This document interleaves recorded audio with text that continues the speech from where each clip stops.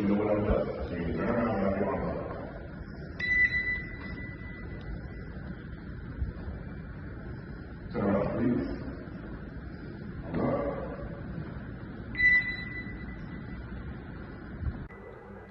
علیکم.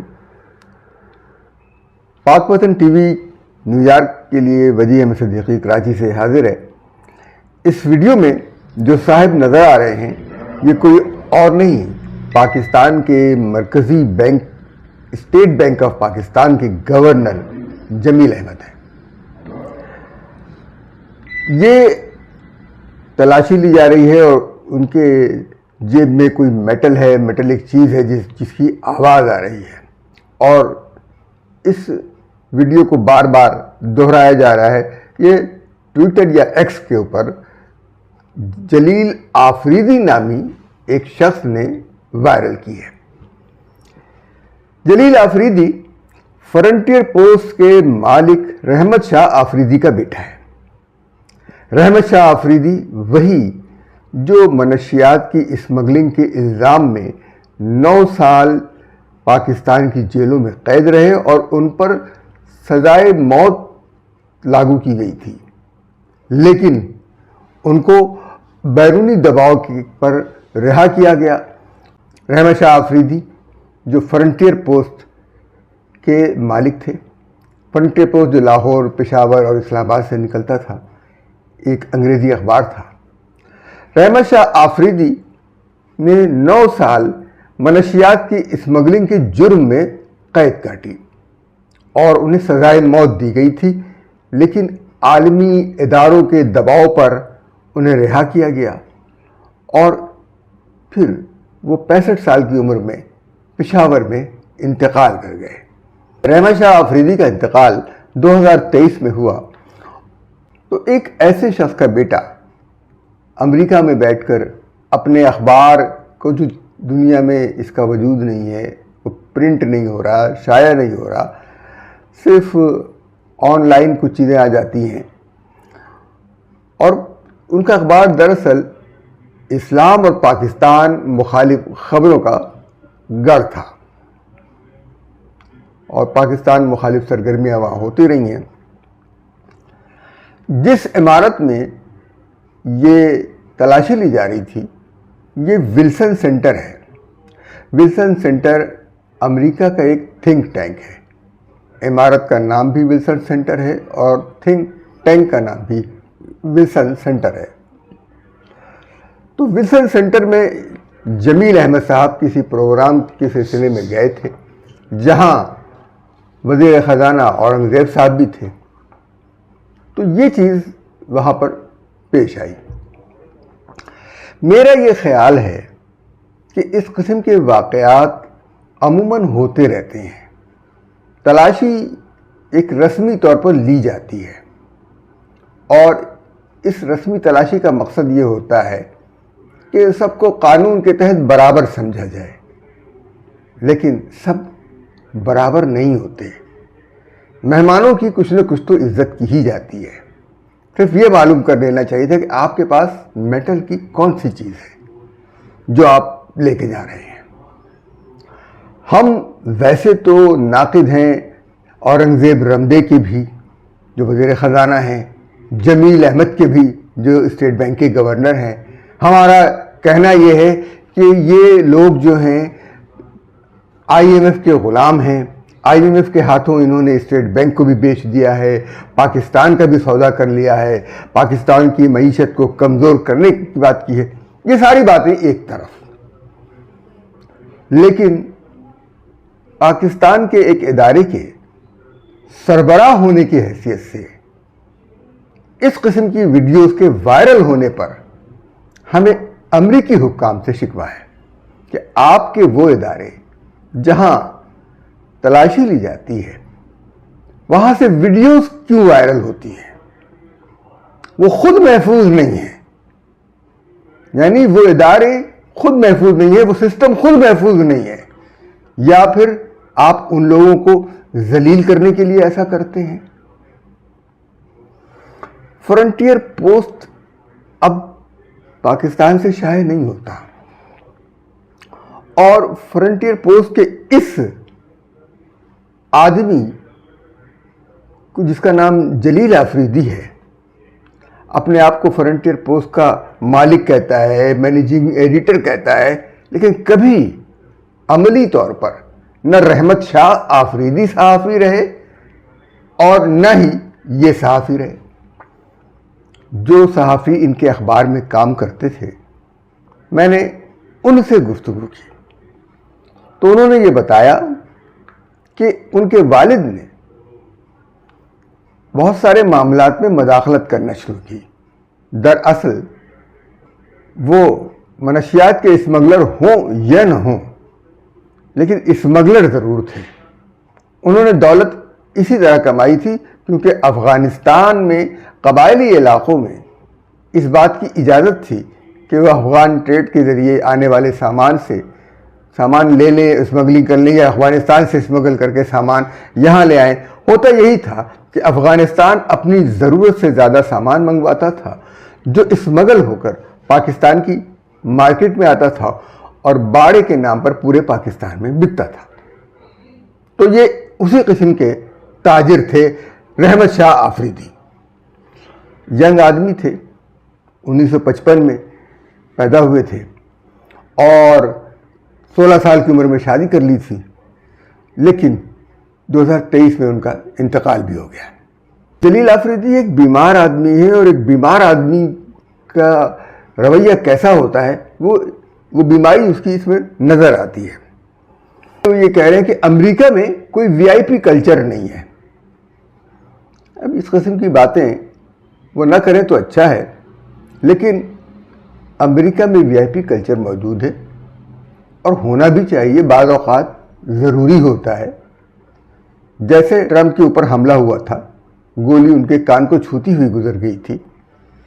اگر یقینی طور پر ان کے حفاظتی اقدامات نہیں ہوتے، کوئی وی آئی پی پروٹوکول نہ ہوتا، تو کوئی بھی شخص انہیں قریب جا کر گولی مار سکتا تھا۔ تو وی آئی پی کلچر ایک حد تک ہونا چاہیے، بہت بری حد تک نہیں ہونا چاہیے۔ یہ کہنا کہ وی آئی پی کلچر نہیں ہے، کیا جلیل آفریدی یہ بتائیں گے کہ امریکی صدر ٹرمپ کی بھی اسی طرح تلاشی ہوتی ہے؟ چلیے ٹرمپ کو بھی چھوڑیے، امریکی صدر کی اسی طرح تلاشی ہوتی ہے، امریکی نائب صدر کی طرح تلاشی ہوتی ہے، امریکی سیکرٹری خارجہ کی تلاشی ہوتی ہے، امریکی سیکرٹری آف اسٹیٹس میں سے کسی بھی ڈپٹیز، سینئر جتنے بھی ہیں، ان میں سے کسی کی اس طرح تلاشی ہوتی ہے، تب ہم کہیں گے کہ امریکہ میں وی آئی پی کلچر نہیں ہے۔ یہ صرف دوسرے ممالک کے لوگوں کے لیے کیوں ہے؟ اور پھر ان کی ویڈیو بھی وائرل کیوں ہوتی ہے؟ ہمارے ساتھ تو یہ دوسرا موقع ہے۔ یعنی جمیل احمد کی ویڈیو وائرل ہوئی، اس میں خدا نخواستہ ان کے ساتھ کوئی اور سلوک نہیں، اسکینر سے تلاشی لی جا رہی ہے، اس کی آواز آ رہی ہے، لیکن اس سے پہلے شاہد خاقان جب وزیر اعظم تھے پاکستان کے، تب ان کی جو تلاشی لی گئی تھی اور جو ویڈیو وائرل ہوئی تھی وہ شرمناک تھی۔ کیا امریکہ جیسے ملک کو یہ زیب دیتا تھا کہ پاکستان کے وزیر اعظم کی وہ اس طرح تلاشی لے ایئرپورٹ پر اور اس کی ویڈیو بھی وائرل کرے؟ سوال یہی پیدا ہوتا ہے۔ یہ تصویر ہمارے لیے اس لیے تکلیف دہ ہے کہ اس شخص نے، جس کا نام جلیل آفریدی ہے، اس شخص کو ذلیل کرنے کی کوشش کی ہے جس نے یہ عہدہ اپنی محنت سے حاصل کیا ہے۔ جمیل احمد صاحب ذاتی طور پر، انفرادی طور پر ایک محنتی آدمی ہے۔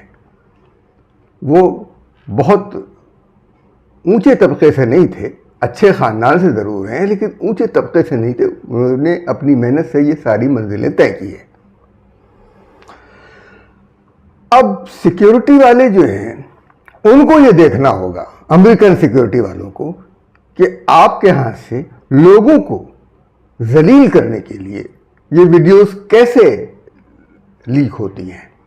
کیا ایک دوسرے ملک میں ایک ملک کے اعلیٰ افسر کا اتنا بھی احترام نہیں ہے کہ اس کی تلاشی کی ویڈیو آپ لیک کریں؟ یہ اخلاقی طور پر جرم نہیں کہ کیا کسی قسم کی اخلاقیات ہیں یا نہیں؟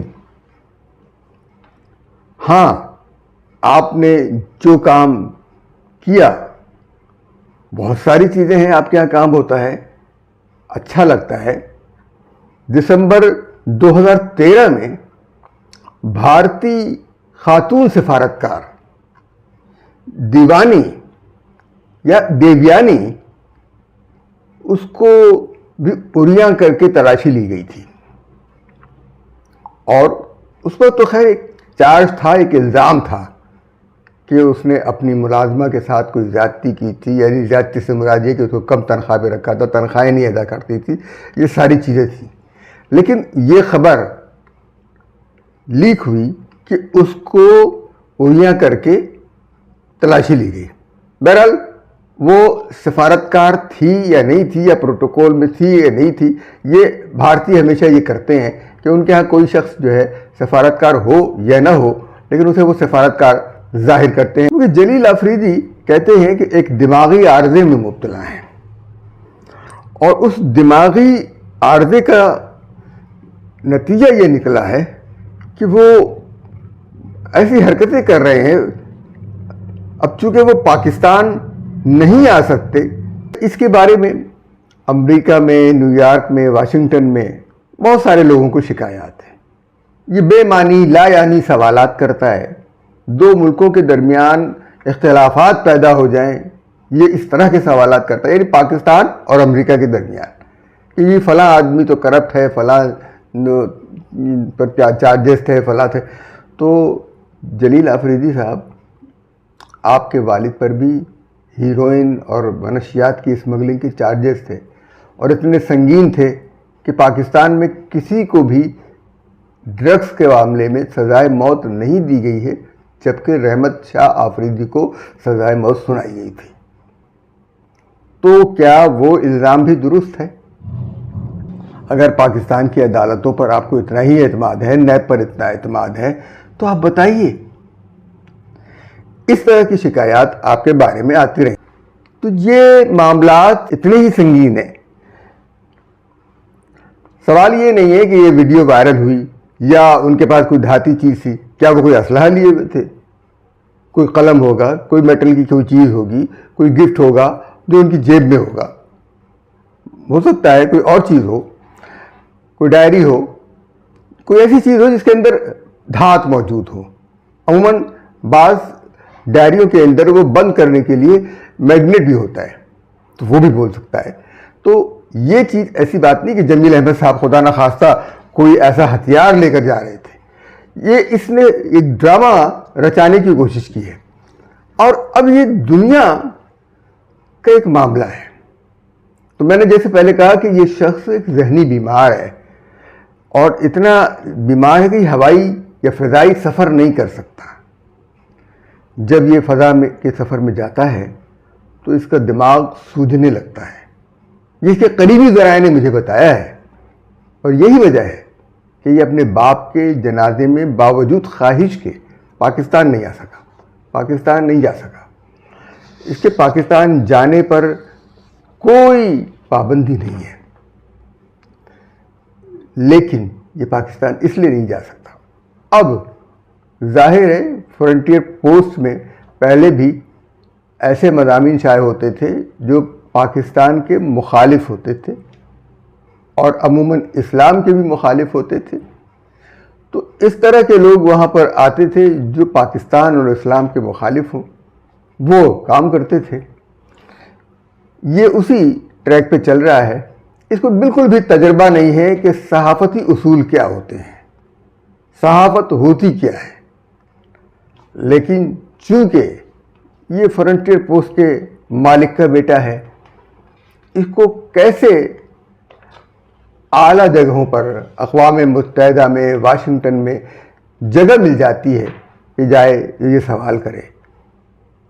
پاکستان ایمبیسی کو چاہیے کہ ان کی نشاندہی کر کے یہ بتائے کہ یہ پاکستان کا صحافی نہیں ہے، یہ صرف ایک شوقیہ فنکار ہے جو آپ کا وقت ضائع کرنے کے لیے آپ کے ہاں آ جاتا ہے۔ اور میرا آخر میں پھر یہی سوال ہے کہ جمیل احمد کی ویڈیو کیا یہ کسی شخص کی پرائیویسی پر حملہ نہیں ہے؟ خدا نخواستہ ان سے کوئی چیز برآمد ہوئی ہے، کوئی ایسا معاملہ ہوا ہے جو آپ اس ویڈیو کو وائرل کریں، تو آپ کے سسٹم میں سے یہ ویڈیو کیسے بنی؟ اور اگر کوئی شخص بنا رہا تھا تو آپ نے اسے کوئی چیک کیوں نہیں کیا؟ یہ تو ایک پرائیویسی ہے، کسی کی تلاشی لی جا رہی ہے۔ ہم جاتے ہیں روزانہ، بہت ساری جگہوں پر جاتے ہیں، ہماری تلاشی ہوتی ہے، ہم ایک پروسیس سے گزرتے ہیں، تو کیا ہماری کوئی ویڈیو ڈال دے کہ جناب یہ مشکوک آدمی ہے، ان کی تلاشی لی جا رہی ہے؟ تلاشی مشکوک آدمی کی نہیں ہوتی، ہر شخص کی ہوتی ہے۔ اور جو لوگ مشہور ہوتے ہیں ان سے یہی توقع ہوتی ہے کہ انہوں نے قانون کی خلاف ورزی نہیں کی ہوگی۔ جمیل احمد صاحب نے اگر اپنے بارے میں نہیں بتایا کہ وہ پاکستان کے اسٹیٹ بینک کے گورنر ہیں تو یہ ان کی بڑائی ہے۔ میں باوجود اس کے کہ میں پہلے بھی کہہ چکا ہوں کہ ہم ان کے ان اعمال کے مخالف ہیں جو IMF کے لیے وہ کر رہے ہیں۔ اور ایک بات اور آخر میں کہتا چلوں کہ امریکہ کی ایک عادت ہے کہ جو لوگ اپنے ملک کے مفادات کو نظر انداز کر کے ان کے مفادات کی خاطر کام کرتے ہیں، امریکہ ان کو ذلیل کرتا ہے۔ اس کی مثال چاہے جمیل احمد ہو، لیکن سب سے بڑی مثال شاہد خاقان عباسی ہیں، جن کی اڑیا ویڈیو اس نے مارچ 2018 میں بطور وزیر اعظم وائرل کی۔ لیکن سوال پھر یہی پیدا ہوتا ہے کہ امریکی سیکورٹی سسٹم کتنا کمزور ہے کہ وہاں سے ویڈیوز لیک ہو جاتی ہیں یا لیک کر دی جاتی ہیں۔ اس سوال کا جواب امریکی حکام خود دیں گے۔ آج کے لیے اتنا ہی۔ ہمارے چینل پاک وطن ٹی وی کو لائک کیجئے، سبسکرائب کیجئے اور شیئر کیجئے۔ اب ہمیں اجازت دیجئے۔ اللہ حافظ و ناصر۔